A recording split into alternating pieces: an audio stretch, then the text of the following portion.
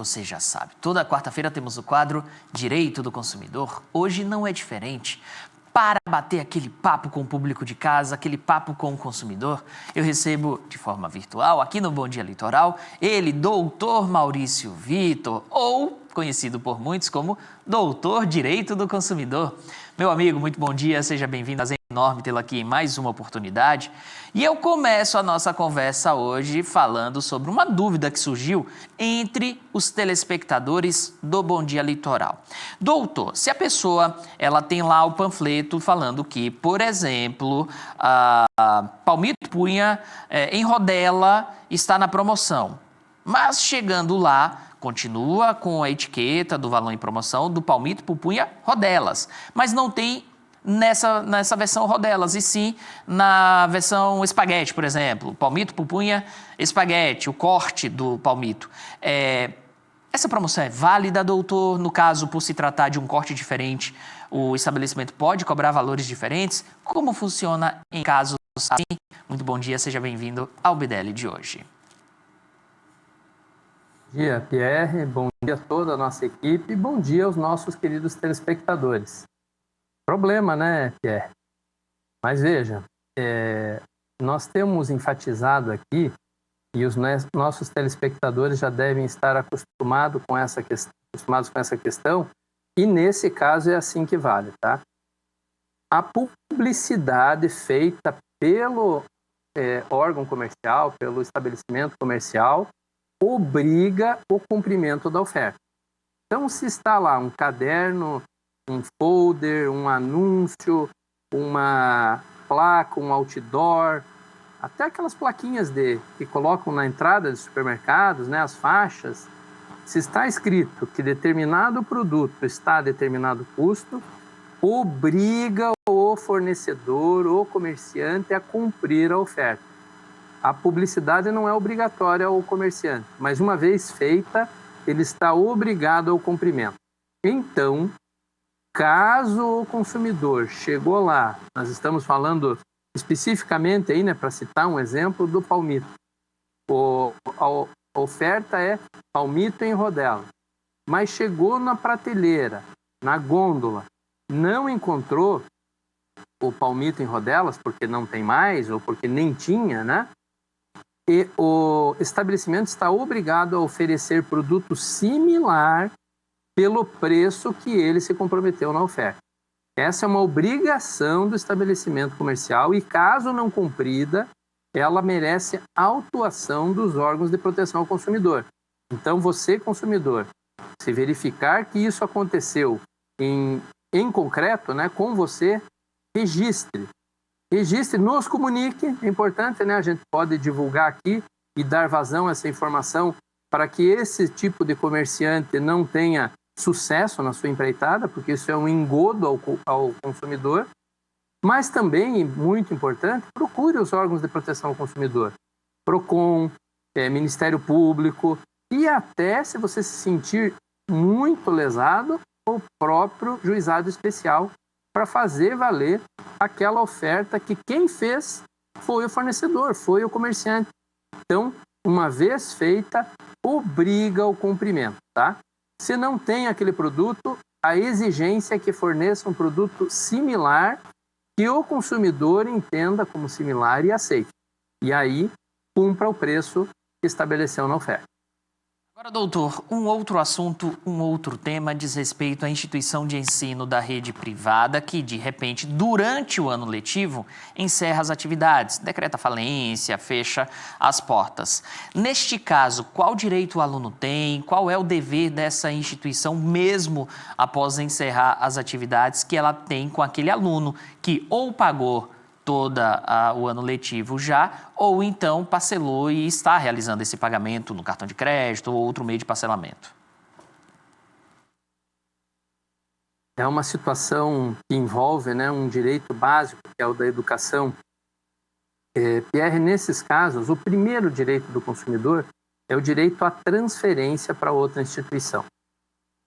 A instituição que está fechando, encerrando atividades, ela deve necessariamente facilitar e, inclusive, encaminhar a transferência do aluno para uma instituição para que ele não perca o ano letivo, que seria um prejuízo incalculável e irreparável, né?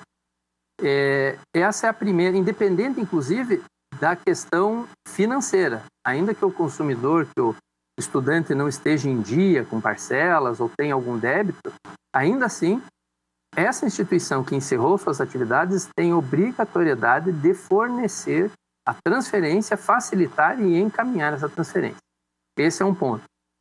Outro ponto, aquilo que foi pago pelo aluno tem que ser recalculado. Por quê? Porque ele só pode ser obrigado a manter o adimplemento, o pagamento daquilo que efetivamente ele foi útil. Vamos a um exemplo. O aluno cursou 2 bimestres e estava no meio ou no final de um terceiro bimestre. Ele tem o aproveitamento escolar dos 2 primeiros bimestres. Aquilo aquele pedaço do curso é um pedaço a ser pago, porque aquilo estará sendo aproveitado em outra instituição. Este período do terceiro bimestre que não será avaliado, que não será aproveitado, é um período em que a instituição tem que dar de desconto e fazer a devolução dos recursos ao aluno. Há ainda aí, Pierre, questão de material didático, eventualmente já pago. Tem que haver a devolução. E, para além de tudo isso, caso haja outros prejuízos, há sim a possibilidade dessa instituição ainda ser inquirida ou até condenada ao pagamento de danos materiais e até morais. E, neste caso, os danos morais não são difíceis de serem comprovados, né?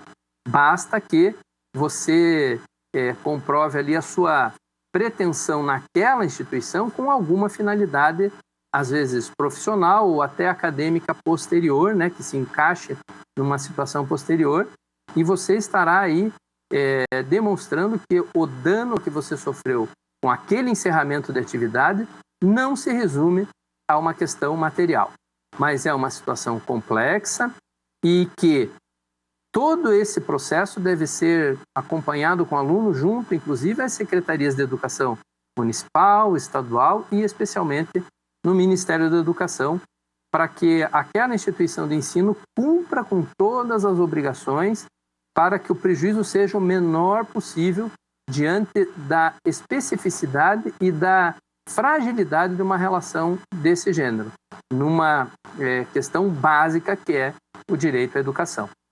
Agora, doutor, para finalizarmos o quadro Direito do Consumidor desta quarta-feira, no mês passado passou a valer aqui no estado do Paraná uma lei local que garante a gratuidade ou 50% de desconto para os idosos na utilização de ônibus intermunicipais. Caso o idoso não tenha essa lei exercida, garantida ali no momento, cumprida, o que o idoso deve fazer, doutor? Bom, o primeiro ponto aí, eu devo manifestar, né? Eu acho esquisito essas questões de gratuidade. E a gente sabe que não existe nada grátis. Mas se existe a lei, se existe o direito àquela determinada categoria de pessoas, aquela condição, ela tem que ser integralmente cumprida. Foi uma opção do legislador e é um direito que deve ser exercido em sua plenitude. Pois bem, não é raro isso que se pontua, viu, Pierre? As companhias têm dificuldade de se adaptar a essa condição, né, e de processar na forma que a lei determina. Mas o primeiro ponto aí é nós, consumidores, obedecermos o que diz a lei. A lei fala lá em antecipação, né, em prévia manifestação de que você quer aquela passagem para que você consiga manter esse direito. Neste caso, se eu obedeci de minha parte todas as exigências legais, eu tenho que exigir também que a outra parte, que é a companhia de transporte, a companhia que vai fazer a viagem rodoviária, cumpra com a sua parte, disponibilize ou gratuitamente ou com o desconto de 50%. Se você, consumidor, chegou lá e não obteve o direito de imediato, eu vou sugerir aqui que você registre isso. O melhor seria a companhia justificar por escrito para que você tomasse suas providências.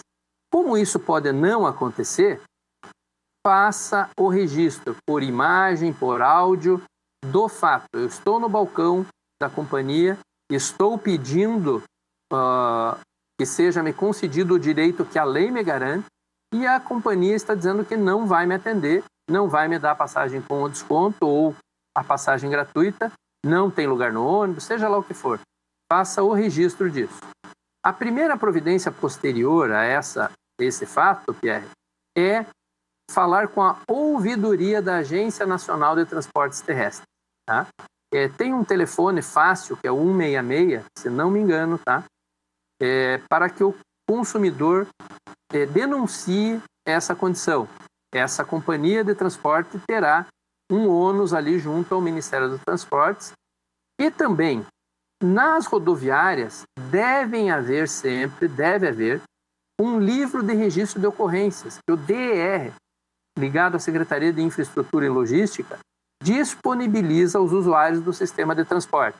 Lá também você deve solicitar que tenha acesso a esse livro para fazer o registro. Se ainda assim você não estiver satisfeito, você tendo feito esses registros e o registro áudio e visual do fato concreto, você ainda pode reclamar no PROCON, no Ministério Público e até apresentar uma ação judicial se, por aquela ausência de transporte, você perdeu algum compromisso importante ou você deixou de fazer uma visita previamente marcada, enfim. Se aquela negação do direito lhe causou um outro tipo de prejuízo, você pode ir procurar os seus direitos na justiça. Mas não esqueça, faça os necessários registros, porque isso é preciso ser documentado. E tendo esse registro, mais uma vez, Pierre, pode nos contatar aqui que nós daremos publicidade a essa condição para que isso não mais se repita e possam os demais consumidores se beneficiar do que a lei prevê, sem essa negação aí que eventualmente ocorre numa tentativa de burlar o que diz a lei. Doutor, muitíssimo obrigado pela participação. Para finalizar, eu preciso registrar aqui algumas obras literárias espetaculares, inclusive vejo aqui, se a imagem não me trai aqui, eu vejo a trilogia do Chuck Wedding de Star Wars, aquela que eu até comentei com você semana passada. Exatamente. Que é difícil de achar, porque a editora faliu. A editora faliu, fechou as portas, então você não acha aqui no Brasil mais. Quer dizer, talvez você encontre em sebos. Se você encontrar, por favor, compre, porque isso aqui, ó, espetacular. Doutor, um abraço. Um abraço, querido. Um abraço a todos, um abraço a toda a nossa equipe e aos nossos telespectadores.